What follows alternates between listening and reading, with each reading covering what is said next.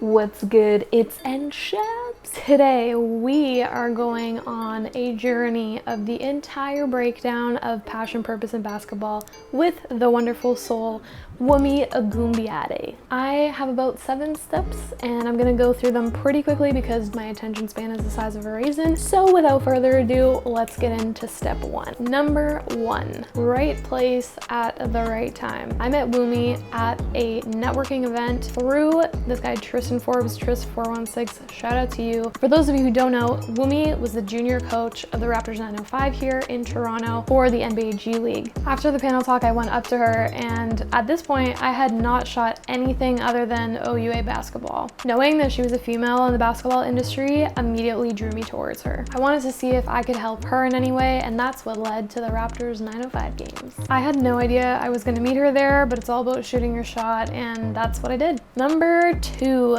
the proposal. On the screen, I'm showing our storyboard and my shot list that I had sent Wumi before the actual shoot. You can see here in my shot list, I have subject, type, and movement. For example, my subject was a ball, the type of shot was a macro shot, and the movement within that shot was still. Within my shot list, I wanted to make sure that I had other screenshots from videos I'd seen that I really wanted to emulate so that both of us could understand what this was actually going to look like. Number 3, game day. It wasn't until after the games where we could actually sit down and I could ask her a bunch of questions. I had 2 camera angles, one the Sony a7 III, that was camera A, and camera B was my Sony a6500. It was just me shooting this, so I had my B cam propped up on my gimbal pointing upwards at her on the side. I had the Tascam DR10L clipped onto her. This is the one that I'm wearing right now, and I probably just made noise, sorry for that. On both cameras, I shot in 24 frames in 4K. On the a7 III, I had the 28-75 2.8 Tamron. Very clean, absolutely love this lens. And on the a65, I was rocking the 18-105 f4. We did run into a minor setback where the whole takedown crew was taking down all of the front row chairs. It was loud, like really loud. So in post, I tried to fix it as much as I could, but we did have to stop and wait for the noise to like subside. Within any shoot, you wanna make sure that your subject is super comfortable. Number 4, the edit. This part's long. Number 1 priority should be to back up everything. As soon as you get home, don't water your plants, don't take off your shoes, put your SD card in your laptop and make sure that it's backing up on 2 separate drives. For this project, since I was shooting in 4K, which is pretty heavy, especially for a Dell laptop, which I probably should get replaced soon, I made sure to move all the files to an SSD, external solid state drive. That way my computer processor doesn't overwork itself with 4K footage and the fan doesn't do the thing and make my computer blast off. Your first step is to create a new project file and some bins to keep my assets organized. For this project specifically, I only had 3 sequences. One was the interview itself, one was B-roll, and one was the export. The first thing I did was chop the interview. I had 2 camera angles and also a separate audio file, so I sunk all of those together. Synchronized.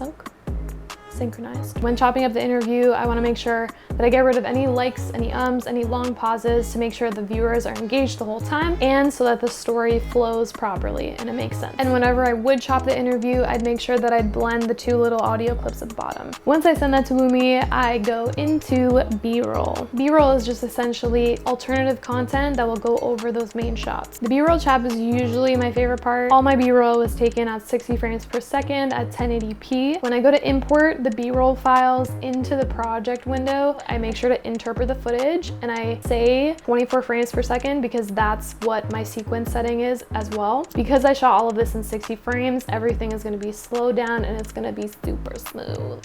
Next step is picking the music, and this takes a very long time. We'll scrub through until like 20-second mark until the chorus kind of kicks in to see what the vibe is like. I use Motion Array and Artlist for all of my non-copyright music. No, this is not sponsored because technically it's my first video.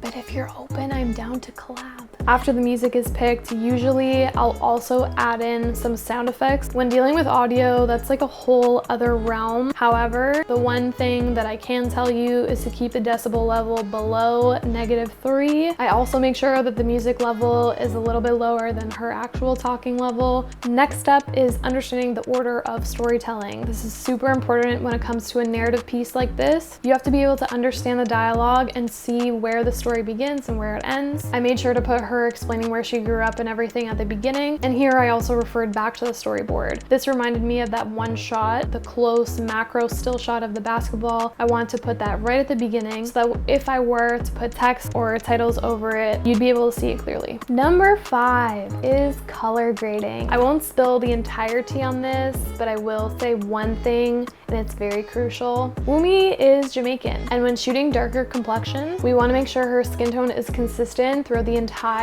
film. In some shots where the skin tone looks a little too gray or a little too green, depending on the light that we were under, I use the HSL selector. There's tons of tutorials on this on YouTube, but essentially what you're doing is isolating that one color range and adjusting it without affecting any of the other colors in the shot. The second last one is the title and the animation. I did that with keyframing. I made sure that it was an ease in and an ease out. I actually didn't understand what easing in and easing out was until I accidentally stumbled on it, and it was a good accident, but I wish that I knew how to do this sooner. And finally, exporting. This whole thing was done in 4K, so that's what I exported in. I think it's 2160 by 3840. Oh, it's 3840 by 2160.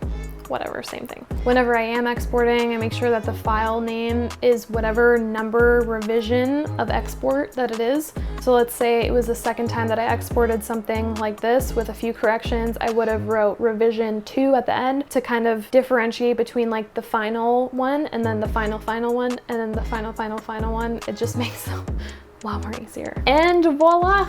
Can't really comprehend how many steps there actually is into making videos. There's a lot, and I feel like as a videographer, we are just one person, but we wear so many different hats: audio, lighting, directing, producing, storyboarding, interviewing, editing, DP, gaffer, so many rules. Creating a video like this is so much fun. Everything involved was just me. This kind of a video is something where my passion lies heavily on telling stories, especially in the sports world and especially for a female. I'm super excited about this piece, and I'm really happy with how it turned out. I hope you guys like it. If you guys want to go a little more into depth of how I did specific things, shoot me a DM or drop a comment, and maybe that'll be my next video. Thanks so much for watching, and I will see you in the next one.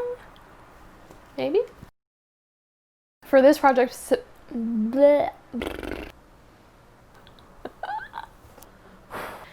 take 2. Yeah, we're doing this. I feel so awkward. Okay, don't look at the monitor. Don't look at the monitor.